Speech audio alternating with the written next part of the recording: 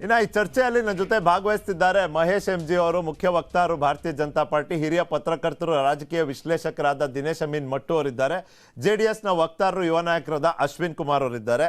ಇನ್ನು ಕೆಲವೇ ನಿಮಿಷಗಳಲ್ಲಿ ಮತ್ತೊಬ್ಬರು ಹಿರಿಯ ಪತ್ರಕರ್ತರು ರಾಜಕೀಯ ವಿಶ್ಲೇಷಕರು ಶಿವಕುಮಾರ್ ಅವರು ಕೂಡ ಜಾಯ್ನ್ ಆಗೋರಿದ್ದಾರೆ. ನಾನು ದಿನೇಶ್ ಅಮೀನ್ ಮಟ್ಟು ಅವರಿಂದ ಮಾತನಾಡಿಸಿ ಶುರು ಮಾಡ್ತೀನಿ. ಯಾಕಂದರೆ ಸರ್, ನಿಮ್ಮ ವಿಷಯ ಇದು, ರಾಜಕಾರಣ ಮಾಡೋರು ರಾಜಕಾರಣ ಮಾಡ್ತಾರೆ. ನಾನು ಕೇಳೋದು ಸರ್, ಇಲ್ಲಿವರೆಗೂ ಕಾಂಗ್ರೆಸ್ಸಿನ ಕೇರ್ಫುಲ್ ಸ್ಟ್ರಾಟಜಿ ಏನಾಗಿತ್ತು ಅಂದರೆ, we have to make sure ಇಲ್ಲಿ ರಾಷ್ಟ್ರೀಯತೆ, ರಾಷ್ಟ್ರೀಯ ವಿಷಯಗಳು, ಮೋದಿ ಫ್ಯಾಕ್ಟರ್, ಇದಕ್ಕೆ ಕೇಂದ್ರಿತವಾದಂಥ ಚುನಾವಣೆ ಆಗಲಿಕ್ಕೆ ಬಿಡಬಾರ್ದು. ನಾವು ಲೋಕಲೈಸ್ ಮಾಡಬೇಕು ಚುನಾವಣೆನ. ರಾಹುಲ್ ಗಾಂಧಿ ಬರ್ತಾರೆ, ಲೋಕಲ್ ಇಶ್ಯೂ ಮಾತಾಡ್ತಾರೆ. ಪ್ರಿಯಾಂಕಾ ಗಾಂಧಿ ಬರ್ತಾರೆ, ಅವ್ರು ಏನು ಹೆಚ್ಚಿಗೆ ಮಾತಾಡ್ಲಿಕ್ಕೆ ಹೋಗೋದಿಲ್ಲ, ಬಟ್ ಲೋಕಲ್ ಫ್ಲೇವರ್ಸಲ್ಲಿ ತಮ್ಮ ಅನುಭವವನ್ನು ಪಡ್ಕೊಳ್ತಾರೆ. ಹೀಗಿದ್ದಾಗ ನಮ್ಮ ರಾಜ್ಯದವರೇ ಇದ್ದಾರೆ ಮಲ್ಲಿಕಾರ್ಜುನ್ ಖರ್ಗೆ ಅವರು. ಅವ್ರು ಹೇಳ್ದಂಥ ಮಾತು sir, first of all what did he say? Narendra Modi ಅವರು ಒಂದು ವಿಷ ಹಾವಿದ್ದಂತೆ, ಅದು ವಿಷ ಇದೆಯೋ ಇಲ್ವೋ ಅಂತ ನೆಕ್ಕಿ ನೋಡಿದ್ರೆ ನೀವು ಸತ್ರಿ ಅಂತ. ಫಸ್ಟ್ ಆಫ್ ಆಲ್ ಸರ್, ಇಲ್ಲಿ ಎರಡು ಸರ್, ಸಾರಿ ನೀವು ಹೇಳಬೇಕು ಅಂತಿದ್ದೀರಿ, ಜಸ್ಟ್ ಎರಡು. ಒಂದು, ಹಾವಿಗೆ ಹೋಲಿಕೆ ಮಾಡಿದ್ದೀರಿ, ಅದರಲ್ಲಿ ವಿಷ ಅನ್ನೋ ಮಾತು ಹೇಳಿದ್ದೀರಿ. ಫಸ್ಟ್ ಆಫ್ ಆಲ್ ನಿಮ್ಮ ರಿಯಾಕ್ಷನ್ ಸರ್. ನೋಡಿ, ರಾಜಕೀಯದ ಭಾಷೆ ಮತ್ತು ಸಾಹಿತ್ಯದ ಭಾಷೆ ಬೇರೆ ಬೇರೆ. ನಾನು ಸಮರ್ಥನೆ ಮಾಡ್ತಾ ಇಲ್ಲ. ಸಾಮಾನ್ಯವಾಗಿ ಕೆಲವು ಸಂಗತಿಗಳನ್ನು ಒಂದು ಉಪಮೆ ರೂಪಕದ ಮೂಲಕ ಹೇಳ್ಕೊಳ್ಳೋದಿದೆ. ಹಾವನ್ನು ಇಂಥ ಸಂದರ್ಭಕ್ಕೆ ಹೋಲಿಕೆ ಮಾಡ್ತಾರೆ. ಯಾರು ಅಂದರೆ ಆ ರೀತಿಯ ದ್ವೇಷದ ರಾಜಕಾರಣ ಮಾಡ್ತಾರ, ದೇಶದ ರಾಜಕಾರಣ ಅಲ್ಲ, ದ್ವೇಷದ ಮಾತುಗಳನ್ನು ಆಡ್ತಾರೆ, ಅವರಿಗೆ ವಿಷದ ಹಾವಿಗೆ ಹೋಲಿಸ್ತಾರೆ. ಹಾಗೆ ನೋಡಿದರೆ ನಾಗರಾವು ಎನ್ನುವುದು ನಾವು ಪವಿತ್ರವಾಗಿ ಪೂಜೆ ಮಾಡ್ತೇವೆ. ಯಾರಾದರೂ ನಾಗರಾವಿಗೆ ಕಂಪೇರ್ ಮಾಡಿದರೆ ಅದು ನೊಂದ್ಕೊಳ್ಳೋದು ಏನು ಇಲ್ಲ. ಹಾಗೆ ನೋಡಿದರೆ ನೀವು ಕಂಪೇರ್ ಮಾಡಿದರೆ ಒಂದು ನಾಗರಾವಿಗೆ ಕಂಪೇರ್, ಪೂಜೆ ಮಾಡು ಅಂತ ಹೇಳಿ ನೆಕ್ ನೋಡು ಅಂತ ಯಾರು ಅಲ್ಲ, ಅದೇ ಹೇಳಿದ್ದು. ಪೂಜೆ ಮಾಡ್ತೀವಿ, ಪೂಜೆ ನಾನು ಹೇಳಿದ್ದು ಉಪಮೆಗಳ ಮೂಲಕ ಹೋಲಿಕೆ ವಿಷಯದ, ನಾನು ಸರಿ ತಪ್ಪುಗಳ ಬಗ್ಗೆ ಹೋಗುದಿಲ್ಲ. ನಾನು ಹೇಳುದು ಪ್ರಾಣಿ ಪಕ್ಷಿಗಳನ್ನ ಸಾಮಾನ್ಯವಾಗಿ ಮನುಷ್ಯನ ಬಿಹೇವಿಯರ್ಗಳಿಗೆ ಕಂಪೇರ್ ಮಾಡೋದು ನಡೀತೆ. ಈಗ ಒಬ್ಬ ಭಾಳ ಮುಗ್ಧ ಇರ್ತಾನೆ, ಅವ್ನು ಗೋವಿನ ಆಗಿದೆ ಅಂತ ಹೇಳ್ತೇವೆ ನಾವು ಅಲ್ವಾ. ನಂಬಿಕೆಯ ಪ್ರಶ್ನೆಗೆ ನಾಯಿ ಅಂತ ಹೇಳ್ತಾ ಇದ್ದೇವೆ ನಾವು. ಭಾಳ ಕೀಟಲೆ ಮಾಡುವುದರೆ ಮಂಗ ಅಂತ ಹೇಳ್ತಾ ಇದ್ದೇವೆ. ನಾಳೆ ಕಿರಿಕಿರಿ ಮಾಡಿದ್ರೆ ಕಾಗಿ ತರಕ್ಕೆ ಹೋಗ್ತಾನೆ ಅಂತ ಹೇಳ್ತೇವೆ. ಇದು ನಮ್ಮಲ್ಲಿ ಒಂದು ರೂಢಿ ಇದು. ಅದರಿಂದ ಒಂದು ಪ್ರಾಣಿ ಪಕ್ಷಿಗೆ ಕಂಪೇರ್ ಮಾಡಿದ ಕೂಡಲೇ ಅದು ಅವಮಾನಕಾರಿಯಾಗಿ ತಿಳ್ಕೊಳ್ಬೇಕಾಗಿಲ್ಲ. ಇನ್ನು ಬೇರೆ ಸೆನ್ಸಲ್ಲಿ, ನಾನು ಪೊಲಿಟಿಕಲ್ ಆಗಿ ಮಾತಾಡ್ತಾ ಇಲ್ಲ. ಪೊಲಿಟಿಕಲ್ ಆಗಿ ಮಾತಾಡುವಾಗ ಇದಕ್ಕೆ ನಿಮಗೆ ಒಂದು ನಿರ್ದಿಷ್ಟವಾದ ಗುರಿ ಇರುತ್ತೆ, ನಿರ್ದಿಷ್ಟವಾದ ಉದ್ದೇಶ ಇರುತ್ತೆ. ನೀವು ಟಾರ್ಗೆಟ್ ಮಾಡಿಯೇ ಮಾತಾಡೋದು. ಅದರಿಂದ ಅವರು ಮಾತಾಡಿದ್ದಾರೆ. ಆದರೆ ನಾನು ಈ ಖರ್ಗೆ ಅವರು ಮಾತಾಡಿದ್ದನ್ನು ನಾನು ಸಮರ್ಥನೆ ಮಾಡ್ಕೊಳ್ಳೋದಿಲ್ಲ. ಅವರೇ ಅದನ್ನು ಕ್ಲಾರಿಫೈ ಮಾಡಿರ್ಬೇಕು. ನನ್ನ ಪ್ರಕಾರ ಪಕ್ಷದ ಪರವಾಗಿ ಪಕ್ಷವನ್ನು ಇಟ್ಕೊಂಡು ಮಾತಾಡಿದ್ದೇನೆ, ಅದು ಸರಿ. ಆದರೆ ನೀವು ಓವರ್ ದಿ ಲಾಸ್ಟ್ ಒಂದು 10-15 ವರ್ಷದ 20 ವರ್ಷದ ರಾಜಕೀಯ ಡಿಬೇಟ್ಗಳನ್ನು, ಇಲ್ಲದೆ ರಾಜಕೀಯ ಸಂವಾದಗಳನ್ನು, ಭಾಷಣಗಳನ್ನು ನೋಡಿದರೆ ಇಂಥ ಉಪಮೆಗಳ ಬಳಕೆ ಭಾಳ ಆಗಿದೆ. ನಾನು ಅದನ್ನು ಕೋಟ್ ಮಾಡಲಿಕ್ಕೆ ಹೋಗೋದಿಲ್ಲ. ಯಾರು ಯಾವಾಗ ಏನು ಹೇಳಿದ್ದಾರೆ ಅನ್ನೋದನ್ನು ನಮಗೂ ಗೊತ್ತು, ನಿಮಗೂ ಗೊತ್ತಿದೆ. ಒಂದು ನಿಮಿಷ, ಇಸ್ರತ್ ಜಹಾನ್ ಕೇಸಲ್ಲಿ ಏನೋ ಆಯ್ತು, ಒಂದು ಆಕ್ಸಿಡೆಂಟ್ ಏನೋ ಆಗಿತ್ತು, ಫೇಕ್ ಎನ್ಕೌಂಟರ್, ಅದು ಇದು ಚರ್ಚೆ ತುಂಬಾ ನಡೀತು.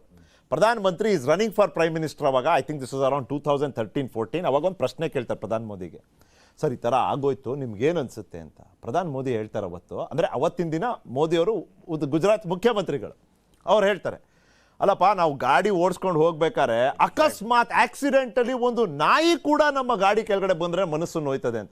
ಅವತ್ತು ಏನು ಇಡೀ ದೇಶದಲ್ಲಿ ನೀವ್ ಹೇಳಿದ್ರಲ್ಲ ನಿಯತ್ತಿನ ನಾಯಿ ಅಂತ, ಅದನ್ನೇ ಹೇಳ್ತಾ ಇರೋದು. ಅವರು ನಾಯಿ ಕೂಡ ಸತ್ರೆ ನೋವುತ್ತೆ ಅಂತ ಹೇಳಿಲ್ಲ, ನಾಯಿ ಕೂಡ ಸಾಯ್ತಾರೆ, ಏನ್ ಮಾಡ್ಲಿಕ್ಕೆ ಆಗುತ್ತೆ ಅಂತ ಹೇಳಿರೋದು. ಅದು ಬೇರೆ ಇರ್ಲಿ ಬಿಡಿ, ಪ್ರಶ್ನೆ ಅಲ್ಲ. ನಾನು ಹೇಳ್ತಾ ಇರೋದು ಆ ರೀತಿಯ ಹೋಲಿಕೆಗಳು ಇನ್ನು ಬೇರೆ ಇದೆ. ನಾನು ಮತ್ತೆ ಮಹೇಶ್ ಅವರು ಎತ್ತಿ ಹಾಕಿ ಕೊಡುದು ಅದನ್ನು. ಅದರಿಂದ ಆ ರೀತಿ ಹೇಳ್ಕೊಂಡು ಬಂದಿದ್ದಾರೆ. ಸೋನಿಯಾ ಗಾಂಧಿಗೆ ಏನ್ ಹೇಳಿದ್ದಾರೆ, ರಾಹುಲ್ ಗಾಂಧಿಗೆ ಏನ್ ಹೇಳಿದ್ದಾರೆ, ಎಲ್ಲ ನಡೀತಾ ಇದೆ. ಅದು ನಾನು ಸರಿ ತಪ್ಪುಗಳಿಗೆ ಹೋಗುದಿಲ್ಲ. ಹೋಲಿಕೆ ಈ ನೀವು ಹೇಳಿದ ಮೊದಲ ಇಶ್ಯೂ ಏನಿದೆ, ಚುನಾವಣೆ ಎನ್ನುವುದು ಒಂದು ಪಕ್ಷ ಅದರ ಸಾಧನೆಯ ಬಲದಿಂದ ಸಾಧನೆಯನ್ನು ಮುಂದಿಟ್ಕೊಂಡು ಓಟ್ ಕೇಳಬೇಕು, ಸಿದ್ಧಾಂತವನ್ನು ಅದಕ್ಕೆ ಬಳಸ್ಕೊಳ್ಬೇಕು. ಸಿದ್ಧಾಂತದ ಬಗ್ಗೆ ಯಾವ ಸಿದ್ಧಾಂತ ಗೊತ್ತಾಗ್ತಾ ಇಲ್ಲ, ಅದು ಬೇರೆ. ಬಹಳ ಮುಖ್ಯವಾಗಿ ಏನಂತ ಇರೋದು ಅಂದ್ರೆ ಸಾಧನೆಯನ್ನು ಮುಂದಿಟ್ಕೊಂಡು ನಾವು 5 ವರ್ಷ ನಮಗೆ ಮ್ಯಾಂಡೇಟ್ ಇತ್ತು, ನಾವು ಇಷ್ಟು ಕೆಲಸ ಮಾಡಿದ್ದೇವೆ, ಇದರ ಮೇಲೆ ನಡೆಯಬೇಕು. ವೈಯಕ್ತಿಕ ದಾಳಿಗಳನ್ನು ಮಾಡಬಾರದು, ಯಾರು ಮಾಡಬಾರದು. ವೈಯಕ್ತಿಕ ದಾಳಿಯನ್ನು ಈ ವೈಯಕ್ತಿಕ ಅನ್ನೋದು ಆ ವ್ಯಾಪ್ತಿ ಯಾರು ಡಿಸೈಡ್ ಮಾಡ್ತಾರೆ? ಅಲ್ಲ, ಅವ್ರು ಮಾತಾಡುವವರೇ ಮಾಡಬೇಕು ಅಲ್ವಾ? ಮಾತಾಡುವವರೇ ಮಾಡಬೇಕು. ನಾನು ಅದರ ಬಗ್ಗೆ ಆಕ್ಷೇಪ, ಅದರ ಬಗ್ಗೆ ನನ್ನ ತಕರಾರಿಲ್ಲ. ಮಾತಾಡುವವರೇ ಮಾತಾಡಬೇಕು. ಮಲ್ಲಿಕಾರ್ಜುನ ಖರ್ಗೆ ಅವರ ಇಡೀ ರಾಜಕೀಯ ಜೀವನ ನೋಡಿ ನೋಡಿದ್ರೆ ಅವರು ಬಹಳ ಸಡಿಲವಾದ ಮಾತುಗಳನ್ನು ಆಡಿದ್ದು ಕಡಿಮೆ, ಹಿಂದೆ ಬಹಳ ಕಡಿಮೆ. ಅದ್ರ ಆ ಅಡ್ವಾಂಟೇಜ್ ಕೂಡ ಅವ್ರಿಗೆ ಕೊಡ್ಬೇಕು. ಅಂದ್ರೆ ಸಡಿಲವಾಗಿ ಮಾತಾಡುವವರೇ ಒಂದು ವರ್ಗ ಇದೆ, ಎಲ್ಲ ಪಕ್ಷಗಳಲ್ಲಿ ಇದೆ. ಈಗ ಮಣಿಶಂಕರ್ ಅಯ್ಯರ್ ಇದಾರಲ್ಲ, ಅವರು ಬಹಳ ಬುದ್ಧಿವಂತರು, ಬಹಳ most intellectual politician of India ನನ್ನ ಪ್ರಕಾರ. ಅವರ ಓದು, ಆದ್ರೆ ಮಾತಲ್ಲಿ ಅವರು ಸಡಿಲತನ ಇತ್ತು. ಚಾಯ್ವಾಳ ಅಂತ ಹೇಳಿದ್ರು, ಅದನ್ನು ಇಟ್ಕೊಂಡು ಏನೇನೋ ಆಯ್ತು, ಕೊನೆಗೆ ಪ್ರಧಾನಿ ಆಗ್ಬಿಟ್ರು ಅವರು. ಅದರಿಂದ ಸಡಿಲ ಮಾತುಗಳನ್ನು ಮಾಡುವ ಒಂದಷ್ಟು ರಾಜಕಾರಣಿಗಳಿದ್ದಾರೆ. ಆದ್ರೆ ಮಲ್ಲಿಕಾರ್ಜುನ ಖರ್ಗೆ ಅವರು ಒಬ್ಬ ಸೀರಿಯಸ್ ಆದ ಪೊಲಿಟಿಷಿಯನ್, ಅವರು ಬಹಳ ಸೀರಿಯಸ್ ಆದ ಪೊಲಿಟಿಷಿಯನ್. ಅವರು ಈ ರೀತಿಯ ಸಡಿಲವಾದ ಮಾತುಗಳನ್ನು ಆಡೋದು ಕಡಿಮೆ. ಆದ್ರೆ ಬಹುಶಃ ಯಾವ ಆವೇಶದಲ್ಲಿ ಆ ಮಾತನ್ನು ಆಡಿದ್ದಾರೆ ಅವರು, ಅದು ನಾನು ಅದನ್ನು ಡಿಪೆಂಡ್ ಮಾಡ್ಕೊಳ್ಳೋದಿಲ್ಲ. ಬಹುಶಃ ಅವರು ಕೂಡ ಅದನ್ನು ಡಿಪೆಂಡ್ ಮಾಡ್ಕೊಳ್ಳೋದಿಲ್ಲ. ಅದರಿಂದ ನಾನು ಡಿಪೆಂಡ್ ಮಾಡ್ಕೊಳ್ಳೋ ಪ್ರಶ್ನೆ ಇಲ್ಲ. ಪಕ್ಷದ ನಿಲುವು ಏನಿತ್ತು ಅಂತ ಅವರಿಗೆ ಬಿಟ್ಟದು. ನೀವು ಪಕ್ಷದವರನ್ನು ಯಾರು ಕರೆದಿಲ್ಲ, ನಾನಂತೂ ಕಾಂಗ್ರೆಸ್ ಪಕ್ಷದವನಲ್ಲ. ಅದರಿಂದ ಕರೆದಿಲ್ಲ ಅಲ್ಲ ಸರ್, ನಾವು ಕರೆದ್ವಿ, ಬರ್ತೀವಿ ಅಂದವ್ರು ಲಾಸ್ಟ್ ಮಿನಿಟ್ ಅಲ್ಲಿ ಈ ವಿಷಯದ ಬಗ್ಗೆ ಚರ್ಚೆಗೆ ಹೋಗ್ಬಾರ್ದು ಅಂತ ಬಿಟ್ಬಿಟ್ಟಿದ್ದಾರೆ. ಯಾಕೆ ಅಂದ್ರೆ this is another attempt to Modi ಕೇಂದ್ರಿತ ಚರ್ಚೆ ಆಗ್ಬಿಡುತ್ತಿದ್ದು. ನರೇಟಿವ್ ಗ್ರಹಿಕೆ ಬಿಲ್ಡ್ ಆಗ್ಬಿಡ್ತದೆ ಮತದಾರನ ಮನಸ್ಸಲ್ಲಿ. ಶುರು ಮಾಡಿದವ್ರು ಯಾರು? ಅಲ್ಲ, ನೀವು ರಾವಣ ಅಂದ್ರಿ ಯಾವಾಗ ಗುಜರಾತ್ ಚುನಾವಣೆಯಲ್ಲಿ. ಏನು ಹತ್ತುಮುಖ ಇದೆಯಾ ಮೋದಿಗೆ? ರಾವಣ ಅಂದ್ರಿ. ಈಗ ರಾಮನ್ನ ಕರೆ ತರೋ ಅಂತ ಇನ್ವಿಟೇಷನ್ ಕೊಟ್ಟವರು ಕಾಂಗ್ರೆಸ್ ಪಕ್ಷ ಅವತ್ತು. ಇಲ್ಲ, ರಾವಣ ಅದು ಕೂಡ ನೋಡಿ, ಅದೊಂದು ರೂಪಕ. ಅದು ಒಬ್ಬನಿಗೆ 10 ಮುಖ ಇದ್ರೆ ರಾವಣ ಅಂತ ಹೇಳ್ತಾರೆ. ಆದ್ರೆ ರಾವಣನಿಗೆ ಬೇರೆ ಎಲ್ಲ ಕಲ್ಪನೆ ಇದೆ. ಈಗ ನೀವು ತಮಿಳುನಾಡಿನಲ್ಲಿ ಹೋದ್ರೆ ರಾವಣನ ಪೂಜೆ ಮಾಡ್ತಾರೆ. ಶ್ರೀಲಂಕಾ ಅವನೊಂದು ದ್ರಾವಿಡ ದೊರೆ ತರ ಕಾಣ್ತಾರೆ, ಶಿವಭಕ್ತ ಅಂತ ಹೇಳ್ತಾರೆ. ಅವನು ಬಹಳ ದೊಡ್ಡ. ಅದರಿಂದ ನೀವು ಅದಕ್ಕೆ ನಾನು ಇನ್ನೊಂದು ಮುಖ, ನಾನು ಇದನ್ನು ಹೇಳ್ತಾ ಇಲ್ಲ. ಬಹಳ ಮಂದಿ ಅದರ ಪುರಾಣಗಳನ್ನ ಅಧ್ಯಯನ ಮಾಡಿದವರು ಇದನ್ನೆಲ್ಲ ಮಾತಾಡಿದ್ದಾರೆ. ಅದಾದ್ರ ಪ್ರಶ್ನೆ ಅಲ್ಲ. ಪ್ರಶ್ನೆ ಏನಂದ್ರೆ, ನೀವು ರಾಜಕೀಯದಲ್ಲಿ ಮಾತಾಡುವಾಗ ನಿಮ್ಮ ಸಾಹಿತ್ಯದ ರೂಪಕಗಳು, ಉಪಮೆಗಳು ಇಲ್ಲಿ ಬರ್ಲಿಕ್ಕೆ ಆಗುದಿಲ್ಲ. ಅದರ ವಿಶ್ಲೇಷಣೆಗಳು, ಅದರ ವ್ಯಾಖ್ಯಾನಗಳು ಬೇರೆ ರೀತಿ ಬರುತ್ತೆ. ಆ ಎಚ್ಚರಿಕೆ ಪ್ರತಿಯೊಬ್ಬ ರಾಜಕಾರಣಿಗೂ ಇರಬೇಕು ಅಂತ ನನಗೆ ಅನಿಸುತ್ತೆ. ರೈಟ್. ಮಹೇಶ್ವರ, ಇವತ್ತು ಮಲ್ಲಿಕಾರ್ಜುನ್ ಖರ್ಗೆ ಅವರು ಅವರೇನು ಹಿರಿತನದಲ್ಲಿ ಕಡಿಮೆ ಇಲ್ಲ, ಆಯ್ತಾ? He is one of the most senior politicians ಈ ದೇಶದಲ್ಲಿ. ನಾನು ಹೇಳೋದು, ಅವರು ಒಂದು ಚುನಾವಣೆ ಸಂದರ್ಭದಲ್ಲಿ ಭಾಷಣ ಮಾಡ್ತಾರೆ ಅಂದ್ರೆ ಮೋದಿ ಅವ್ರನ್ನ ಅವರು ರಾಜಕೀಯ ವಿರೋಧಿಯಾಗಿ ನೋಡ್ಬೇಕಾ, ಪೊಲಿಟಿಕಲ್ ಆಪೋನೆಂಟ್, ಅಥವಾ ಈ ದೇಶದ ಪ್ರೈಮ್ ಮಿನಿಸ್ಟರ್ ಆಗಿ ನೋಡ್ಬೇಕಾ? ಫಾರ್ ಎಕ್ಸಾಂಪಲ್, ನಾಳೆ ಪ್ರಧಾನಿ ಮೋದಿ ಬರ್ತಾರೆ ಬೆಂಗಳೂರಿಗೆ ಅಥವಾ ಕರ್ನಾಟಕಕ್ಕೆ ಬರ್ತಾರೆ ನಾಡಿದ್ದು, ಆಯ್ತಾ?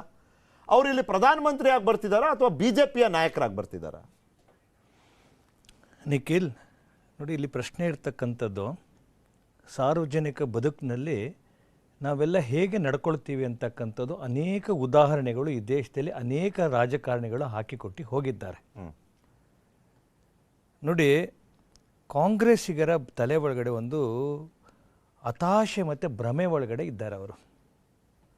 ಈ ದೇಶದ ಅಧಿಕಾರ ಅಂತಕ್ಕಂಥದ್ದು ನಮಗಾಗೇ ಇದೆ ಅಂತ ಭಾವಿಸಿ ಬೇರೆಯವರು ಅಧಿಕಾರ ತೆಗೆದುಕೊಂಡಂಥ ಸಂದರ್ಭದಲ್ಲಿ, ಅವರ ಮಾತುಗಳನ್ನು ನೋಡಿದಂಥ ಸಂದರ್ಭದಲ್ಲಿ ಅವರ ಹತಾಶ ಮನಸ್ಥಿತಿ ಹೊರಬರುತ್ತೆ.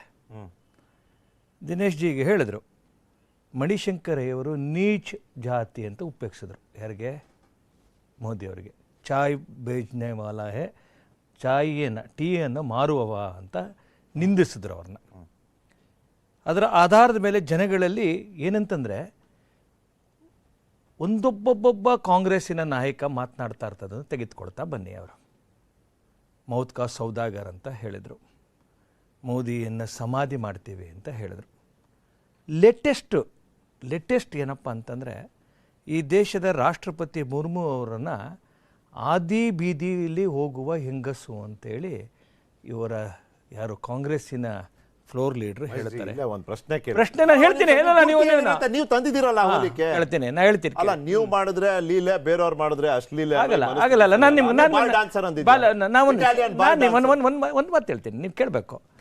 ಕಾಂಗ್ರೆಸ್ಸಿಗರ ಈ ಮನಸ್ಥಿತಿ ಇದೆಯಲ್ಲ, ಬೇರೆಯವರನ್ನ ಅವಹೇಳನ ಮಾಡ್ತಕ್ಕಂಥದ್ದು, ಜಾತಿ ಆಧಾರದ ಮೇಲೆ, ಅವರ ಚಾರಿತ್ರದ ಆಧಾರದ ಮೇಲೆ ಬೇರೆ ಬೇರೆ ರೀತಿಯಲ್ಲಿ ಅವಹೇಳನ ಮಾಡ್ತಕ್ಕಂಥದ್ದು ಅದೊಂದು ಅಭ್ಯಾಸ ಆಗಿಬಿಟ್ಟಿದೆ.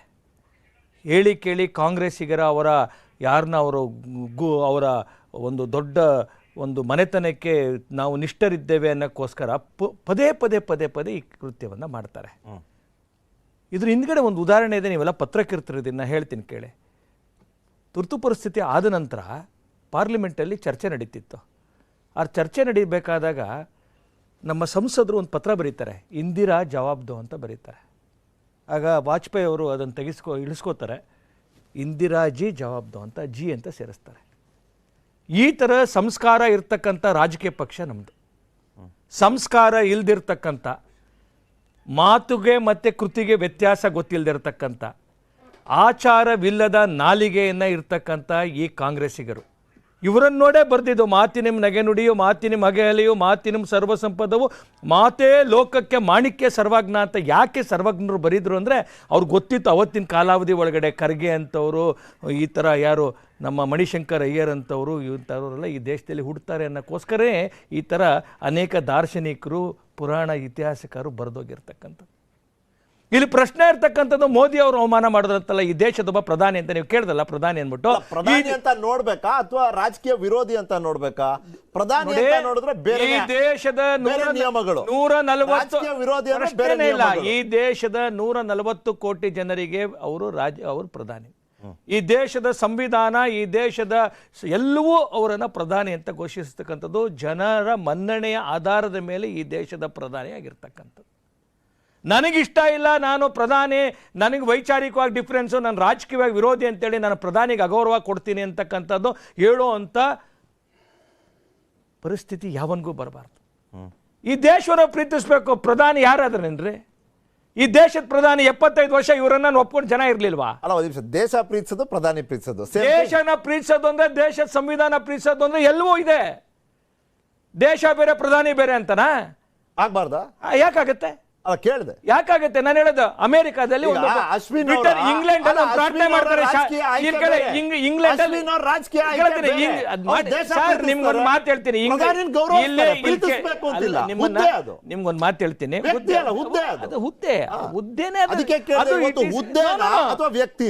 ಹುದ್ದೆ ಇರ್ತಕ್ಕಂಥದ್ದೇ ನಾನು ಕೊಟ್ಟದ್ದಲ್ಲ, ಸಂವಿಧಾನ ಕೊಟ್ಟಿದ್ದು. ಅದೇನ್ ಕಾಂಗ್ರೆಸ್ನವ್ರು ಯಾರೋ ಪುಕ್ಸಟೆ ಕೊಟ್ಟಿರೋ ಇದು ಗ್ಯಾರಂಟಿ ಅಲ್ಲ, ಜನ ಕೊಟ್ಟಿರೋದು, ಓಟ್ ಕೊಟ್ಟು ಮಾಡಿರೋ ಅಂಥದ್ದು.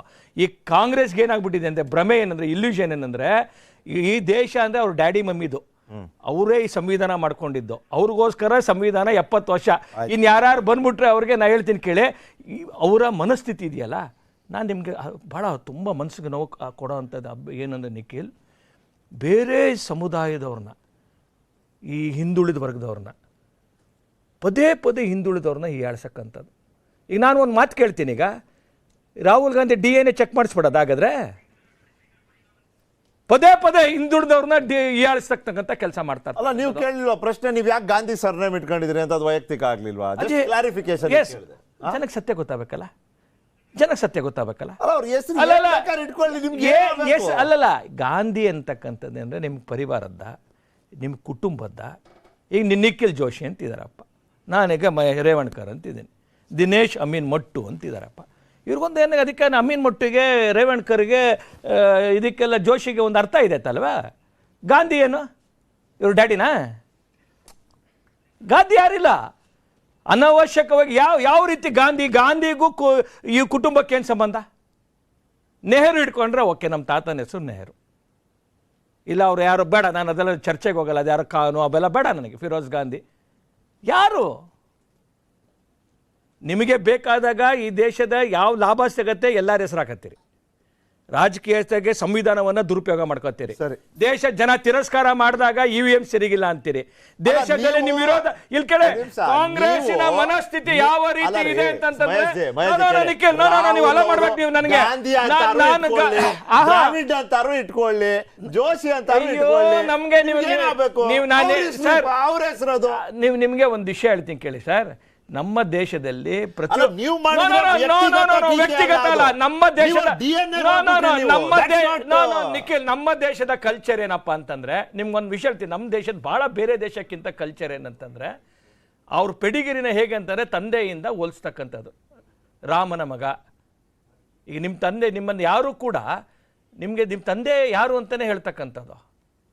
ನಮ್ಮ ಸರ್ಕಾರ ಬಂದ ಮೇಲೆ ಮೊದಲು ತಾಯಿ ಹೆಸರಿಗೆ ಈಗ ಇದು ಮಾಡಕ್ಕೆ ಕೊಟ್ಟಿದ್ದೀವಿ ನಾವು, ಗೊತ್ತಾಯ್ತಾನೆ. ತಂದೆ ಯಾರು ಅಂತ ಹೇಳ್ಬೇಕಲ್ಲ ನೀವು ಜನಕ್ಕೆ. ಇದು ನಿಮ್ಮ ಪ್ರಕಾರ ವ್ಯಕ್ತಿಗತ ಅಲ್ಲ, ಇದು ನಿಮ್ಮ ಪ್ರಕಾರ ಯಾವ ವ್ಯಕ್ತಿಗತ ಅಲ್ಲ, ಇದು ಏನಿಲ್ಲ. ಇದು ನಾನು ನಿಮ್ಗೊಂದು ವಿಷಯ ಹೇಳ್ತೀನಿ. ಕಾಂಗ್ರೆಸ್ಸಿನ ಹತಾಶ ಮನಸ್ಥಿತಿ ಅವರು ಸೋನಿಯಾ ಗಾಂಧಿ ರಾಹುಲ್ ಗಾಂಧಿ ಅವರನ್ನ ಮೆಚ್ಚಕ್ಕೆ ಪದೇ ಪದೇ ಪದೇ ಸನ್ಮಾನ್ಯ ಆದರಣೀಯ ನರೇಂದ್ರ ಮೋದಿ ಅವರನ್ನ ಅವಮಾನಿಸಿದ್ರೆ ತಮ್ಗೇನೋ ತಾವು ಬಹಳ ಕುಟುಂಬ ನಿಷ್ಠರು ಅಂತ ತೋರ್ಸ್ಕೊಳ್ಳೋಕ್ಕೋಸ್ಕರ ಸ್ವತಃ ಅವ್ರು ಹಿಂದುಳಿದ ವರ್ಗಕ್ಕೆ ಸೇರಿದಂತವ್ರು ಒಬ್ಬ ಹಿಂದುಳಿದ ವರ್ಗದ ನಾಯಕನನ್ನ ಈ ತರ ಶಿವಕುಮಾರ್ ಅವರೇ ಇದೆ ಈ ಪ್ರಶ್ನೆಗೂ ಬಂದೆ ನಾನು. ಮಲ್ಲಿಕಾರ್ಜುನ್ ಖರ್ಗೆ ಅವ್ರಿಗೆ ಅವರು AICC ಅಧ್ಯಕ್ಷರಾದ ದಿನದಿಂದ ರಿಮೋಟ್ ಕಂಟ್ರೋಲ್ ಅಂತ ಹೇಳ್ತಾನೆ ಇದ್ದಾರೆ. ರಿಮೋಟ್ ಕಂಟ್ರೋಲ್ ಅಲ್ಲ ಅಂತ ಸಾಬೀತುಪಡಿಸೋದಕ್ಕೆ ಇಂಥ ಒಂದು ದಾಳಿಯನ್ನ ಮಾಡ್ಬಿಟ್ರ ಮಲ್ಲಿಕಾರ್ಜುನ್ ಖರ್ಗೆ ಅವರು, ಅಥವಾ ರಿಮೋಟ್ ಕಂಟ್ರೋಲ್ ಎಫೆಕ್ಟೇ ಅಂತ ಇದು ಮಾಡಿದಾರ?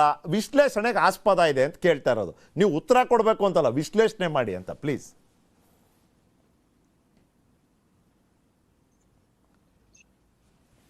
ಕೇಳಿಸ್ತಿದ್ಯಾ ಶಿವಕುಮಾರ್ ಅವ್ರಿಗೆ? ಹೇಳಿ ನಿಖಿಲ್.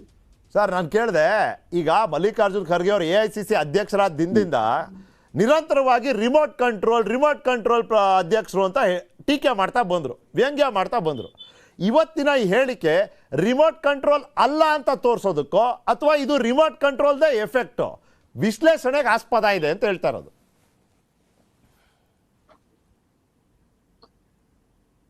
ನೋಡಿ, ಕಾಂಗ್ರೆಸ್ ಅಲ್ಲಿ ಮಲ್ಲಿಕಾರ್ಜುನ ಖರ್ಗೆ ಅವರಂತಲ್ಲ, ಕಾಂಗ್ರೆಸ್ ಅಲ್ಲಿ ಕಾಂಗ್ರೆಸ್ ಫ್ಯಾಮಿಲಿ ಅಂದ್ರೆ ಗಾಂಧಿ ಫ್ಯಾಮಿಲಿ ಬಿಟ್ಟು ಹೊರಗಡೆ ಬಂದಂತ ಸೀತಾರಾಮ್ ಕೇಸರಿ ಇರ್ಬೋದು, ಮಲ್ಲಿಕಾರ್ಜುನ್ ಖರ್ಗೆ ಅವರು ಇರ್ಬೋದು, ಈ ಹಿಂದೆ ಇದ್ದಂತ ಬೇರೆ ಬೇರೆ ಅಧ್ಯಕ್ಷರುಗಳನ್ನ ನೀವು ನೋಡಿದ್ರೆ, ಅಂದ್ರೆ ನಾನು 80s ನಂತರ ಆದಂತ ಬೆಳವಣಿಗೆಗಳು ನೋಡಿದ್ರೆ ಈ ತರದ ಒಂದು ಅಪವಾದನೆ ಸಹಜವಾಗಿ ಮಾಡ್ಕೊಂಡ್ ಬರ್ತಾನೆ ಇರ್ತಾರೆ. ರಿಮೋಟ್ ಕಂಟ್ರೋಲ್ ಅಧ್ಯಕ್ಷರು ಅಂತ. ಅಂದ್ರೆ ರಿಮೋಟ್ ಕಂಟ್ರೋಲ್ ಅಧ್ಯಕ್ಷರು ಎಫಿಷಿಯಂಟ್ ಆಗಿ ನಡೆಸಬಲ್ಲರು, ಅವರು ಚುನಾವಣೆ ಸಮರ್ಥವಾಗಿ ನಡೆಸಬಹುದು. ಅಂದ್ರೆ ಅವ್ರೇನೋ ದಯಾದಕ್ಷಿಣಕ್ಕೆ ಬಂದು ಅವ್ರನ್ನ ಅಧ್ಯಕ್ಷರು ಮಾಡೋದ್ರಿಂದಲ್ಲ, ಈಸ್ ಎಲೆಕ್ಟೆಡ್ ಪ್ರೆಸಿಡೆಂಟ್. ಆಮೇಲೆ ಅವರು ಈ ಇಡೀ ದೇಶದಲ್ಲಿ ಇವತ್ತು ಕಾಂಗ್ರೆಸ್ನ ಒಂದು ಹಂತಕ್ಕೆ ತಗೊಂಡು ಹೋಗ್ತಾ ಇರೋದನ್ನ ನಾವು ಎಷ್ಟು ಇಷ್ಟ ಇದೆಯೋ ಅನ್ನೋದನ್ನ ನಾವು ಒಪ್ಕೊಬೇಕಾಗುತ್ತೆ. ಅಂದ್ರೆ ಕೆಲವು ಸಾರಿ ಈ ತರದ ಮಾತುಗಳು ಬಂದಾಗ ಅವರ ಅಸ್ತಿತ್ವನ ಉಳಿಸ್ಕೊಳೋದಕ್ಕೆ ಈ ತರದ ಮಾತುಗಳು ಮಾತಾಡಿರ್ಬೋದು ಅನ್ನೋದು ನೀವು ಕೇಳಿರೋ ಪ್ರಶ್ನೆ ಅಂತ ನಾನು ಭಾವಿಸಿದ್ದೇನೆ. ಹೌದು, ಅಂದ್ರೆ ರಾಜಕಾರಣದಲ್ಲಿ ಕೆಲವು ಸಾರಿ ಉಪಸ್ಥಿತಿಯನ್ನ ಸಾಧಿಸೋದು ಪ್ಲೀಸ್ ಅವ್ರ ಪ್ರೆಸೆಂಟ್, ಯಾಕಂತಂದ್ರೆ ಈ ತರದ ಒಂದು ಸ್ಟೇಟ್ಮೆಂಟ್ಸ್ ಕೊಟ್ಟಿದ ತಕ್ಷಣ ಗಾಂಧಿ ಫ್ಯಾಮಿಲಿನ ಪ್ಲೀಸ್ ಮಾಡೋದಕ್ಕೆ ಈ ತರದ ಒಂದು ಸ್ಟೇಟ್ಮೆಂಟ್ ಕೊಡಿಸ್ತಾರೆ ಅಂತಂದು ಬಹಳ ಜನ ವ್ಯಾಖ್ಯಾನ ಮಾಡ್ಬೋದು. ಅದನ್ನ ನಾನು ಒಪ್ಲಾರೆ. ಯಾಕೆಂತಂದ್ರೆ ಗಾಂಧಿ ಫ್ಯಾಮಿಲಿನ ಇನ್ನು 80ನೇ ವಯಸ್ಸಲ್ಲಿ ಪ್ಲೀಸ್ ಮಾಡಿ ಅವ್ರೇನೋ ಆಗ್ಬೇಕಾಗಿರ್ಲಿಲ್ಲ ಮಲ್ಲಿಕಾರ್ಜುನ್ ಖರ್ಗೆ ಅವರು. ಈ ತರದ ಒಂದು ಮಾತಿನ ಭರಾಟೆಯಲ್ಲಿ ಒಂದು ತಪ್ಪುಗಳಾದಾಗ ಅದನ್ನ ಅವರು ಕ್ಲಾರಿಫಿಕೇಶನ್ ಕೊಟ್ಟಿದ್ದಾರೆ. ನಾನೇನು ಕ್ಲಾರಿಫೈ ಮಾಡಕ್ಕೆ ನಾನೇ ಆಥರೈಸ್ಡ್ ಪರ್ಸನ್ ಅಲ್ಲ, ನಾನು ಅದಕ್ಕೆ ಯಾವುದೇ ತರದ ಅಫಿಲಿಯೇಷನ್ ಇರುವಂತ ಮನುಷ್ಯ ಅಲ್ಲ. ಆದ್ರೆ ಇವತ್ತು ಬೋಫೋರ್ಸ್ ಬಂದಾಗ ಮತ್ತೆ ಮಂಡಲ್ ಕಮಿಷನ್ ಬಂದಾಗ ಆವತ್ತಿನ ಸ್ಲೋಗನ್ಗಳು ನಾವೇನಾದ್ರೂ ಇವತ್ತು ಮೆಲುಕಾಕ್ಬಿಟ್ರೆ, ಈಗ ಯಾವ ತರದ ವಿಮರ್ಶೆ, ಅವತ್ತು ಟೆಲಿವಿಷನ್ ಚಾನೆಲ್ಸ್ ಇರ್ಲಿಲ್ಲ, ಈ ತರ ಡಿಬೇಟ್ಗಳು ನಡೀಲಿಲ್ಲ, ಸೋಷಿಯಲ್ ಮೀಡಿಯಾ ಇರ್ಲಿಲ್ಲ. ಗಲಿ ಮೇ ಚೋರೈ ರಾಜೀವ್ ಗಾಂಧಿ ಚೋರೈ ಅಂತ ಅಂದ್ಬಿಟ್ಟು ಒಂದು ದೊಡ್ಡ ಸ್ಲೋಗನ್ ಅವತ್ತಿನ ಕಾಲಕ್ಕೆ ಅದು ಬೋಫೋರ್ಸ್ ಅಲ್ಲಿ. ಅದೇ ತರದ ಸ್ಲೋಗನ್ ಇವತ್ತು ಬಂದಿದ್ರೆ ಸೋಷಿಯಲ್ ಮೀಡಿಯಾದಲ್ಲಿ ಇರ್ಬೋದು, ಡಿಸ್ಕಷನ್ ಇರ್ಬೋದು, ಯಾವ ಮಟ್ಟಕ್ಕೆ ಯಾವ ಮ್ಯಾಗ್ನಿಟ್ಯೂಡ್ ಅಲ್ಲಿ ಚರ್ಚೆ ಆಗ್ತಾ ಇತ್ತು ಅನ್ನೋದ್ರ ಬಗ್ಗೆ ನಾವು ವಿಮರ್ಶೆ ಮಾಡ್ಬೇಕು. ಅಂದ್ರೆ ಇದಕ್ಕಿನ್ನ ಸೀರಿಯಸ್ ಆದಂತ ಅಪಾದನೆಗಳು ಅಂದಿನ ಇರ್ಬೋದು ಬಂದಿರುವಂತದನ್ನ ನಾವು ನೋಡಿದೀವಿ ನಾವು. ಆದ್ರೆ ಅವತ್ತು ಚರ್ಚೆ ಆಗ್ಲಿಲ್ಲ, ಅವತ್ತು ಯಾವುದೇ ತರದ ಒಂದು ಈ ಸೋಷಿಯಲ್ ಮೀಡಿಯಾ ಪ್ಲಾಟ್ಫಾರ್ಮ್ಸ್ ಇರ್ಲಿಲ್ಲ. ಅಂದ್ರೆ ಇದನ್ನ ಖರ್ಗೆ ಅವರು ಹೇಳಿರೋದು ಸರಿ ಅಂತ ನಾನು ಹೇಳ್ತಾ ಇಲ್ಲ. ಯಾಕಂತಂದ್ರೆ ನನಗೆ ಒಂದು ಏನಂತಂದ್ರೆ ಗುಜರಾತ್ ಅಲ್ಲಿ ಮಾಡಿದಂತ ಕಾಮೆಂಟ್ ಇರ್ಬೋದು, ಇವತ್ತು ಕರ್ನಾಟಕದಲ್ಲಿ ಇವತ್ತು ಮಾಡಿರುವಂತ ಕಾಮೆಂಟ್ ಇರ್ಬೋದು, ಇವತ್ತು ಹೆಂಗಾಗಿದೆ ಅಂತಂದ್ರೆ ತಟ್ಟೆಯಲ್ಲಿ ಇಟ್ಟು ಕೊಟ್ಟಂಗ್ ಆಗ್ಬಿಟ್ಟಿದೆ ಇವತ್ತಿನ ಪರಿಸ್ಥಿತಿ. ಯಾಕಂತಂದ್ರೆ ಕರ್ನಾಟಕದಲ್ಲಿ ಆಂಟಿ ಇನ್ಕಂಬೆನ್ಸಿನ ಫೇಸ್ ಮಾಡೋದಕ್ಕೆ ನರೇಂದ್ರ ಮೋದಿ ಅವ್ರನ್ನ ಕರ್ಕೊಂಡ್ಬಂದು ನರೇಂದ್ರ ಮೋದಿ ಸೆಂಟ್ರಿಕ್ ಎಲೆಕ್ಷನ್ ಮಾಡುವಂತ ಸಮಯದಲ್ಲಿ ಖರ್ಗೆ ಅವ್ರಿಗೆ ಇರ್ಬೋದು, ಇಲ್ಲ ಕಾಂಗ್ರೆಸ್ ಅವ್ರಿಗಿರ್ಬೋದು, ಮಾತಾಡಕ್ಕೆ ಬಹಳಷ್ಟು ವಿಚಾರಗಳಿತ್ತು. ಇಲ್ಲ ಯಡಿಯೂರಪ್ಪನವ್ರ ಗವರ್ನಮೆಂಟ್ ಪರ್ಫಾರ್ಮೆನ್ಸ್ ಇರ್ಬೋದು, ಇಲ್ಲ ಬೊಮ್ಮಾಯಿ ಅವ್ರ ಸರ್ಕಾರ ಇರ್ಬೋದು, ಇಲ್ಲ ಕರಪ್ಷನ್ ಇರ್ಬೋದು, ಅನ್ಎಂಪ್ಲಾಯ್ಮೆಂಟ್ ಇರ್ಬೋದು, ಪ್ರೈಸ್ ರೈಸ್ ಇರ್ಬೋದು, ಈ ತರದ ಬಹಳಷ್ಟು ವಿಚಾರಗಳನ್ನ ಇರುವಂತ ಸಮಯದಲ್ಲಿ ಈ ತರದ ಒಂದು ಕೊಲೋಕಿಯಲ್ ಲ್ಯಾಂಗ್ವೇಜ್ ಅಲ್ಲಿ ಒಬ್ಬ ಪ್ರೈಮ್ ಮಿನಿಸ್ಟರ್ನ ಅಟ್ಯಾಕ್ ಮಾಡಿ ಅವರೇ ಡಬಲ್ ಇನ್ವೈಟ್ ಮಾಡ್ಕೊಳೋ ಅಂತ ಒಂದು ಪರಿಸ್ಥಿತಿ ಇರಲಿಲ್ಲ. ಟೈಮಿಂಗ್ ನೋಡಿ ಶಿವಕುಮಾರ್ ಸರ್, ಟೈಮಿಂಗ್ ನೋಡಿ, ನಾಡಿದ್ದು ಮೋದಿ ಬರ್ತಾರೆ ಆಯ್ತಾ, ಅವರು ದಿನಕ್ಕೆ 4 ಸಮಾವೇಶ ಮಾಡ್ತಿದ್ದಾರೆ. ಅದು ಎಲ್ಲಿಂದ ಶುರು ಆಗುತ್ತೆ ಎಲ್ಲಿಗೆ ಎಂಡ್ ಆಗ್ತಿದೆ ಅಂದ್ರೆ ಹುಮ್ನಾಬಾದ್, ವಿಜಯಪುರ, ಇನ್ನೊಂದು ಕಡೆ, ಆಮೇಲೆ ಬೆಂಗಳೂರು ಆದ್ಮೇಲೆ ನೆಕ್ಸ್ಟ್ ದಿನ ಹಾಸನ, ಬೇಲೂರು. ಅಂದ್ರೆ ದಿನ ಪೂರ್ತಿ ಮೋದಿ ಅವರು ಒಂದಲ್ಲ ಒಂದು ರೀತಿ ಸುದ್ದಿಯಲ್ಲಿರ್ತಾರೆ. ಬರೀ ಸುದ್ದಿಯಲ್ಲಿದ್ದರೆ ಒಂದು ಮಾತು, ಬುದ್ಧಿಯಲ್ಲಿ ಮೋದಿ ಆಗೋದ್ರೆ ಅದು ಮತವಾಗಿ ಕನ್ವರ್ಟ್ ಆಗೋ ಸಾಧ್ಯತೆ ಆಯ್ತಲ್ಲ. ಈ ಆಹ್ವಾನ ಕೊಟ್ಟವ್ರು ಯಾರು? ಇಲ್ಲಿವರೆಗೂ ಕಾಂಗ್ರೆಸ್ಸು ಒಂದು ಸ್ಥಳೀಯ ಅಥವಾ ಪ್ರಾದೇಶಿಕ ಪಕ್ಷವಾಗಿ ಚುನಾವಣೆನ ಎದುರಿಸುವಂಥ ಸ್ಟ್ರಾಟಜಿಯನ್ನು ಮಾಡ್ಕೊಂಡಿತ್ತು. ಬರೀ ಸ್ಥಳೀಯ ವಿಷಯ, ರಾಷ್ಟ್ರೀಯ ವಿಷಯಗಳು, ರಾಷ್ಟ್ರೀಯತೆ, ರಾಷ್ಟ್ರೀಯ ಭದ್ರತೆ, ಈ ಯಾವ ಸಬ್ಜೆಕ್ಟನ್ನು ಟಚ್ ಮಾಡಲಿಲ್ಲ ಕಾಂಗ್ರೆಸ್.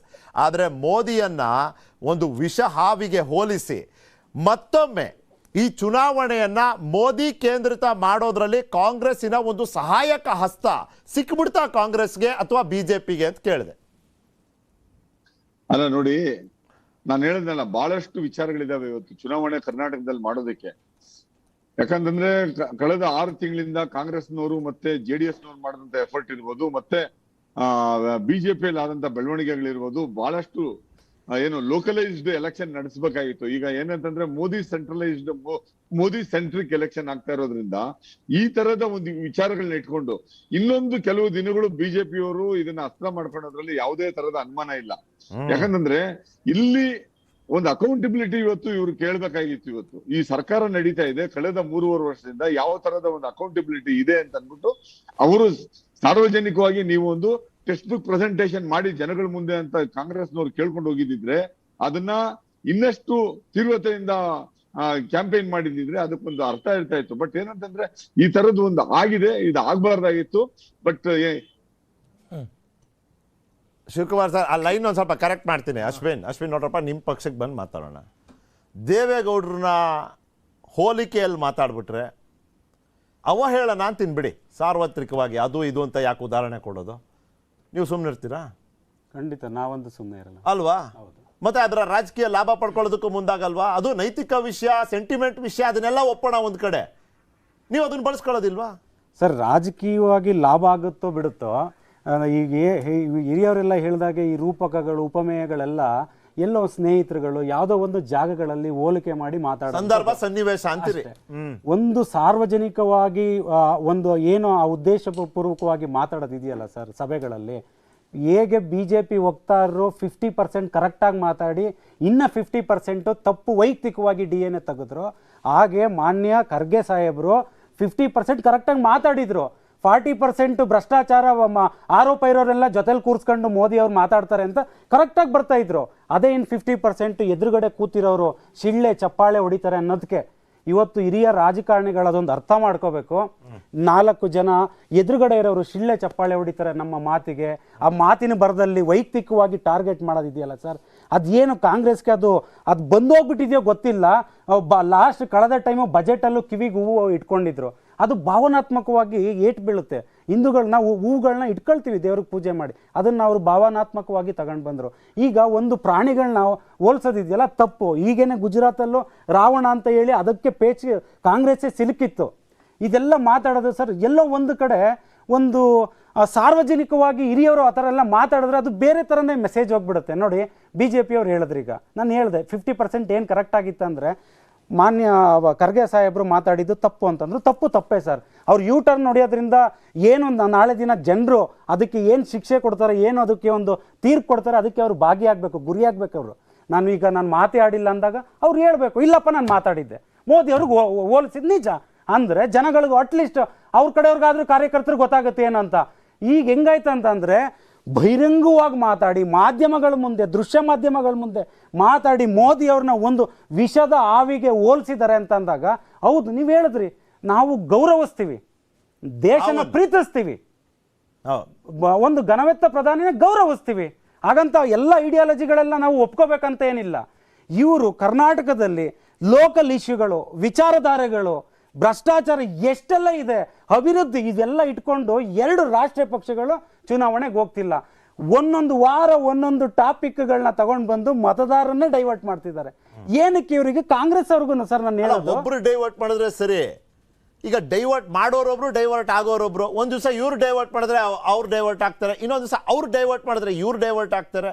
ಸರ್ ಈಗ ಬಿಜೆಪಿಯವರು ಭ್ರಷ್ಟಾಚಾರದಲ್ಲಿ ಮುಳುಗಿದ್ರು ಅಂತ ನಾವು ಈಗ ಇಡೀ ರಾಜ್ಯನ ಕುಮಾರಣ್ಣ ಸುತ್ಕೊಂಡು ಬಂದು ಹೇಳ್ತಿದ್ದಾರೆ.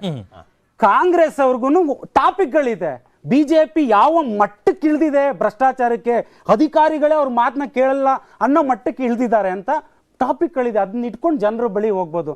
ಪದೇ ಪದೇ ಪದೇ ಪದೇ ಹಿರಿಯ ನಾಯಕರುಗಳು ಕೂಡ ಚುನಾವಣೆ ಮಾಡಕ್ ಹೆಲ್ಪ್ ಆಯ್ತಾ ಅಶ್ವಿನ್? ಸರ್ ಇದು ಬಿಜೆಪಿಗೆ ಹೆಂಗಾಗೋಗಿದೆ ಅಂದ್ರೆ, ನಾವು ಬಿಜೆಪಿಯವರು ಭ್ರಷ್ಟಾಚಾರ ಮಾಡಿದಾರಪ್ಪ, ಇವ್ರು ಜನರ ಹಿತ ಕಾಪಾಡಲ್ಲ, ದಯವಿಟ್ಟು ಪ್ರಾದೇಶಿಕತೆಗೆ ಸಪೋರ್ಟ್ ಮಾಡಿ ಬೆಂಬಲಿಸಿ ಅಂತ ನಾವು ಹೋಗ್ತಾ ಇದ್ರೆ, ಈಗ ಬಿಜೆಪಿಯವ್ರಿಗೆ ಪುನಃ ಇನ್ನೊಂದು 4 ದಿನಕ್ಕೆ ಟಾಪಿಕ್ ಸಿಕ್ತು ಸರ್. ನೋಡಿ ಮೊನ್ನೆ ಇವರು ಶೋಭಾ ಕರಂದ್ಲಾಜೆ ಅವರು, ನಾವೆಲ್ಲರೂ ಕಾಯ್ತಾ ಇದ್ವಿ ಎಲ್ಲೂ ಹೊರಗಡೆ ಬರ್ತಾ ಇಲ್ವಲ್ಲ ಅಂತ.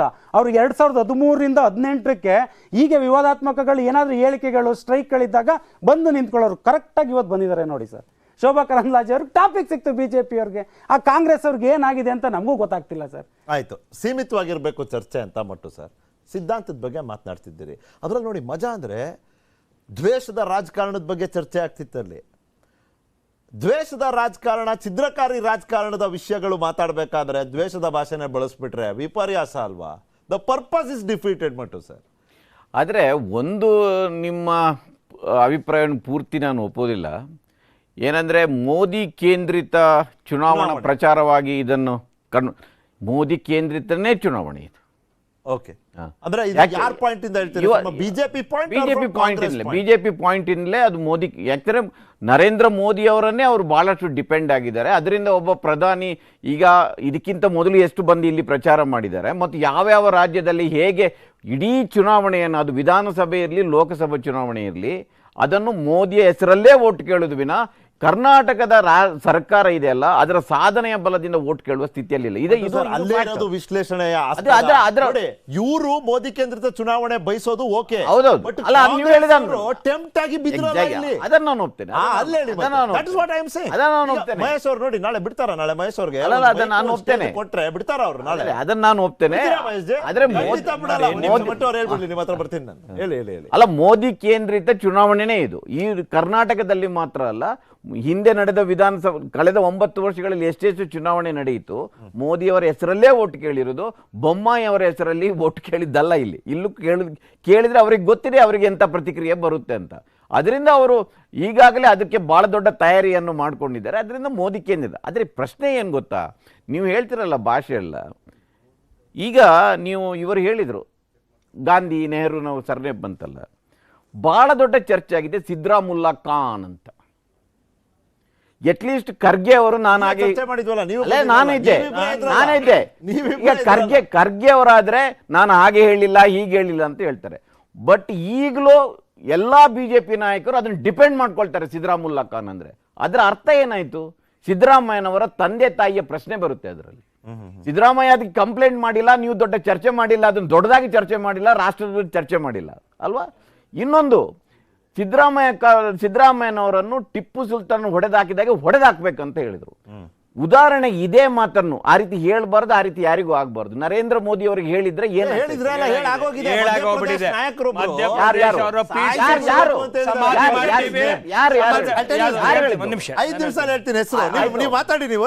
ನಾನು ಹೇಳ್ತಾ ಇರೋದು, ನಾನು ಓದಿದ ನೆನಪಿದೆ, ಮಧ್ಯಪ್ರದೇಶದ ಒಬ್ಬ ಕಾಂಗ್ರೆಸ್ ನಾಯಕರು ಮೋದಿನ ಮುಗಿಸ್ಬಿಡಿ. ಆಯ್ತು, ಅದು ಮಧ್ಯಪ್ರದೇಶದಲ್ಲಿ ಚರ್ಚೆ ಆಗ್ಲಿ, ಅದು ನಾನು ಇಲ್ಲಿ ಹೇಳ್ತಾ ಇರೋದು. ಮತ್ತೆ ಮತ್ತೆ ಸಿದ್ದರಾಮುಲ್ಲಾ ಖಾನ್ ಹೇಳ್ತಾರೆ ಇಲ್ವೋ? ಇಲ್ಲಿ ಯಾರಾದರೂ ಅದರ ಬಗ್ಗೆ ಒಂದು ವಿಷಾದ, ನಾನು ತಪ್ಪಾಗಿದೆ ಇನ್ನೂ ಹೇಳುದಿಲ್ಲ ಅಂತ ಹೇಳಿದಾರ? ಸಿದ್ದರಾಮುಲ್ಲಾ ಖಾನ್ ಅಂದ್ರೆ ಏನಾಗುತ್ತೆ, ಅರ್ಥ ಏನಾದ ಅದರದ್ದು? ಅದರ ಬಗ್ಗೆ ಚರ್ಚೆ ಆಗ್ಬೇಕಿಲ್ಲ. ನಾನು ಹೇಳ್ತಾ ಇರೋದು ರಾಜಕೀಯ ಸಂವಹನದ ಗುಣಮಟ್ಟ ಇಳಿತಾ ಇದೆ ಅನ್ನೋದು ವಾಸ್ತವ. ಅದನ್ನು ಎಲ್ಲರೂ ತಿಳ್ಕೊಳ್ಬೇಕು. ನಾವು ಒಂದು ಕಾಂಗ್ರೆಸ್ ಮತ್ತೊಂದಲ್ಲ.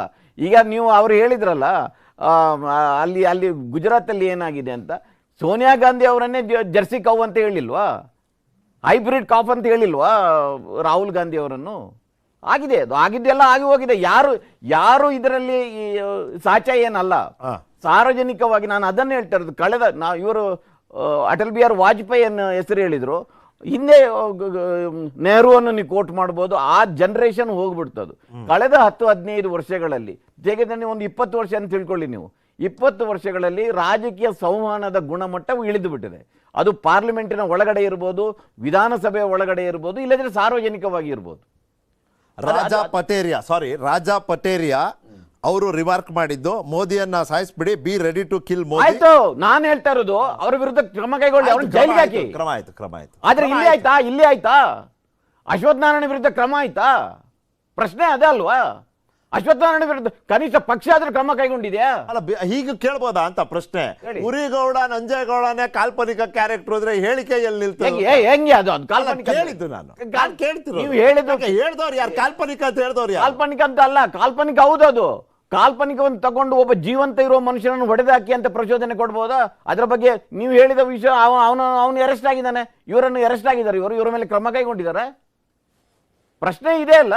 ಸೊ ಈ ಡಿಬೇಟ್ ಹೀಗೆ ಮುಂದುವರಿಯುತ್ತೆ. ಇದನ್ನು ಎಲ್ಲಾದ್ರೂ ಸಂಬಡಿ ಶುಡ್ ಸ್ಟಾಪ್. ಇದು ಆಯ್ತು, ಲೈನ್ ಆಫ್ ಡಿಸೆನ್ಸಿ. ಪ್ರಶ್ನೆ ಬರೋದು ಏನಂದ್ರೆ ಮಟ್ಟು ಸರ್, ಮಹೇಶ್ ಜಿ ನೀವ್ ಹೇಳಿ, ಯಾರು ಹೇಳ್ತಾರೆ, ಯಾರ ಬಗ್ಗೆ ಹೇಳ್ತಾರೆ?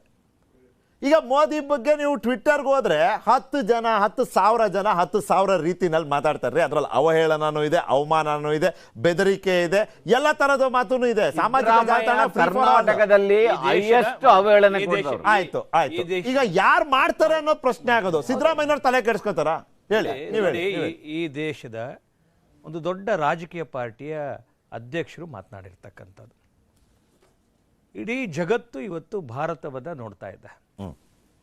ಜಗತ್ತಿನ ಅನೇಕ ಒಪಿನಿಯನ್ಗಳು ತೆಗೆದುಕೊಂಡಂಥ ಸಂದರ್ಭದಲ್ಲಿ ಇಡೀ ಜಗತ್ತು ಸರ್ವಮಾನ್ಯರಾಗಿ ಮೋದಿಯವರನ್ನ ಒಪ್ಕೊಳ್ತಕ್ಕಂಥ ಹಾದಿಯಲ್ಲಿದೆ.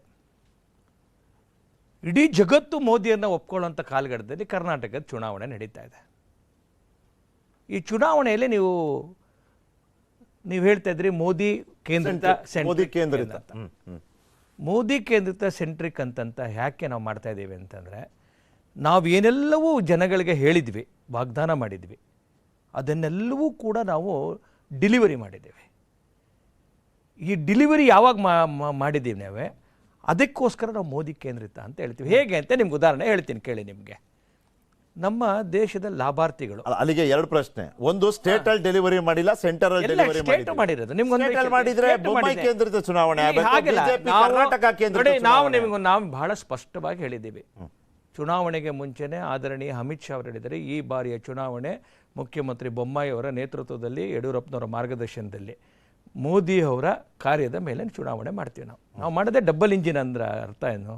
ಡಬಲ್ ಇಂಜಿನ್ ಅಂದರೆ ಕೆಲಸ ಆಗ್ತಕ್ಕಂಥದ್ದು 50 ವರ್ಷದಲ್ಲಿ ಆಗುವಂಥ ಕೆಲಸ 8 ವರ್ಷದಲ್ಲಿ ಮಾಡಿದ್ವಿ. ಅಂದರೆ ಈ ಕಳೆದ 50 ವರ್ಷದಲ್ಲಿ ಅಂದರೆ 2 ಪೇಸ್ ಜಾಸ್ತಿ ಇರುತ್ತೆ. ಯಾವ ಕೆಲಸ ಮಾಡಿದಾಗಲೂ ಕೂಡ ಪೇಸ್ ಜಾಸ್ತಿ ಇರತಕ್ಕಂಥದ್ದನ್ನಕ್ಕೋಸ್ಕರ ಪ್ರಸ್ತುತ ತಾವು ಕೇಳಿದಂಥ ಪ್ರಶ್ನೆ, ಯಾರಿಗೆ ಹೇಳಬೇಕು ಅಂತೇಳಿ. ಅಲ್ಲ ಯಾರಿಗೆ ಹೇಳಿದ್ರೆ ಹೀಗೆ ನೋಡಿ, ಈ ತರ ಚರ್ಚೆ. ಒಂದು 40-50 ವರ್ಷ ಸಾರ್ವಜನಿಕ ಜೀವನ ಮಾಡಿದಂಥ ಖರ್ಗೆ ಅವರು, ನಾವು ಬಳಸ್ತಕ್ಕಂಥ ಭಾಷೆ ಅವರ ಸಂಸ್ಕಾರ ಎಲ್ಲವೂ ತೋರಿಸ್ಕೊಳ್ತಕ್ಕಂಥದ್ದು. ನಾವು ಒಬ್ಬ ದೇಶದ ಪ್ರಧಾನಿ, ನಮಗೆ ಬೇಕೋ ಬೇಡವ ರಾಜಕೀಯ ಪಕ್ಷ ಬೇರೆ ಏನು ಬೇಕಾದ್ರೆ ಇರ್ಬೋದು, ನಾವೆಂದೂ ಕೂಡ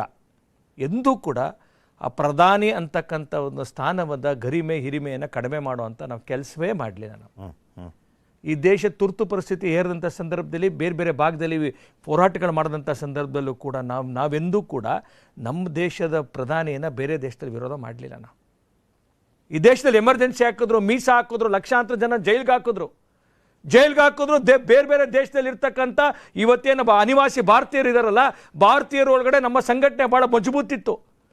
ಇಂದಿರಾ ಗಾಂಧಿ ಹೋದಂಥ ಸಂದರ್ಭದಲ್ಲಿ ಅನೇಕ ಕಡೆ ವಿರೋಧ ಮಾಡ್ತೀನೋ, ಭಾರತದ ಪ್ರಧಾನಿಯನ್ನು ಬೇರೆ ನೆಲದಲ್ಲಿ ನಾವು ವಿರೋಧ ಮಾಡೋಕ್ಕೆ ಸರಿಯಾಗಿಲ್ಲ ಅಂತ ಈ ಪರಂಪರೆ ಎಲ್ಲಿಂದ ಶುರು ಮಾಡ್ಕೊಂಬಂದ್ರಿ ಇವರು?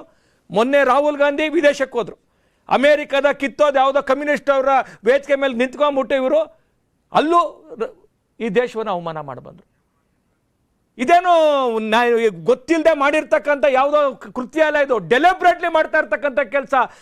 ಜಗತ್ತಿನ ಬೇರೆ ಬೇರೆ ದೇಶದಲ್ಲಿ ಹೋಗಿ ಭಾರತದ ಗೌರವವನ್ನು ಹಾಳು ಮಾಡ್ತಕ್ಕಂಥದ್ದು, ಭಾರತದ ಪ್ರಧಾನಿಯನ್ನು ಅವಹೇಳನ ಮಾಡ್ತಕ್ಕಂಥದ್ದು, ಇದೊಂದು ಚಟ, ತೆವಲಿನ ರಾಜಕಾರಣ, ಒಂದು ರಾಜಕೀಯ ದ್ವೇಷದ ರಾಜಕಾರಣವನ್ನು ಮಾಡ್ತಾ ಇರ್ತಕ್ಕಂಥದ್ದು ಕಾಂಗ್ರೆಸ್. ಬಹುಶಃ ಜಗತ್ತಲ್ಲಿ ಯಾರೂ ಇಲ್ಲ ಈ ಥರ ದ್ವೇಷದ ರಾಜಕಾರಣ ಮಾಡ್ತಕ್ಕಂಥದ್ದು. ಜಾತಿ ಮೇಲೆ ರಾಜಕಾರಣ ಮಾಡೋದು ನಾನು ಬಿಟ್ಟಾಕಿ, ಮೋದಿದು ಬಿಟ್ಟಾಕಿ. ಎಷ್ಟಿ ಒಂದು ಹೆಣ್ಮಗಳು ಈ ದೇಶದ ರಾಷ್ಟ್ರಪತಿ ಆದರು, ಇವ್ರು ಎಂಥ ಆಕೆ ಬಗ್ಗೆ ಹೇಳಿದಂಥದ್ದು? ಆದಿ ಬೀದಿಲಿ ಹೋಗ್ತಾ ಇರ್ತಕ್ಕಂಥ ಹೆಣ್ಮಗಳು ಈ ದೇಶದ ರಾಷ್ಟ್ರಪತಿನ ಆದಿ ಬೀದಿಲಿ ಹೋಗೋದು. ಇವ್ರ ಮನೆಯವರೆಲ್ಲ ಏನಿದ್ರಲ್ಲ ಇದ್ದಾರಾ?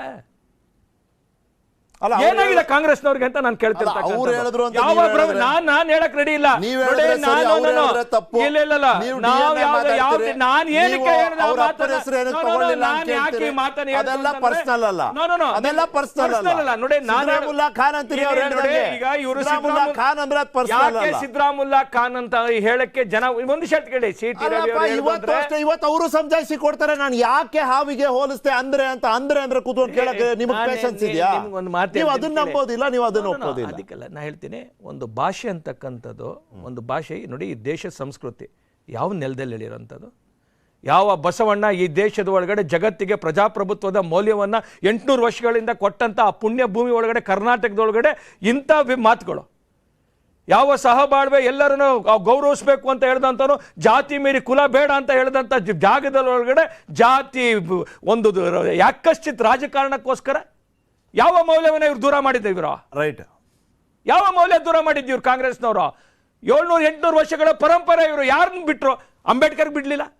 ಅಂಬೇಡ್ಕರ್ನ ಎಷ್ಟು ಬಹುಶಃ ಈ ಜಗತ್ತಲ್ಲಿ ಅಂಬೇಡ್ಕರ್ನ ಹ್ಯುಮಿಲೇಷನ್ ಮಾಡಿ ಚರ್ಚೆ ಟು ದ ಪಾಯಿಂಟ್ ನಾನು ಹೇಳೋದು ಕಾಂಗ್ರೆಸ್ಸಿನ ವಿರುದ್ಧವಾಗಿ ಯಾರೆಲ್ಲ ಆ ಕುಟುಂಬದ ವಿರುದ್ಧವಾಗಿದ್ರು ಅವರೆಲ್ಲರನ್ನೂ ರಾಜಕೀಯವಾಗಿ ಈ ತರ ದಮನ ಮಾಡ್ತಕ್ಕಂಥದ್ದು. ಇವತ್ತು ನಾನು ಪ್ರಶ್ನೆ ಮಾಡ್ತೀನಿ, ಅಂಬೇಡ್ಕರ್ಗೆ ಏನೆಲ್ಲ ಹೇಳಿದ್ರು ಇವರು? ಅಂಬೇಡ್ಕರ್ ಸಂವಿಧಾನ ಕೊಟ್ಟಂತ ಅಂಬೇಡ್ಕರ್ಗೆ ಆ ಸ್ಥಿತಿ ತಂದಂತವ್ರು ಬೇರೆಯವ್ರು ಬಿಡ್ತಾರಾ? ಅದಕ್ಕೆ ಕೇಳಿದೆ, ಈಗ ಮೋದಿ ಬಿಡ್ತಾರಾ? ಚುನಾವಣೆ ಆಗಿದ್ದೇ ಆದ್ರೆ ಇವತ್ತಿನಿಂದ ಆ ಒಂದು ಪ್ರಕ್ರಿಯೆ ಪ್ರಯತ್ನಗಳು ಇನ್ನ ತೀವ್ರಗೊಳ್ಳುತ್ತೆ. ಒಂದು ಅವಕಾಶ ಸಿಕ್ತು, ಒಂದು ಸನ್ನಿವೇಶ, ಒಂದು ಉದಾಹರಣೆ ಇದೆ.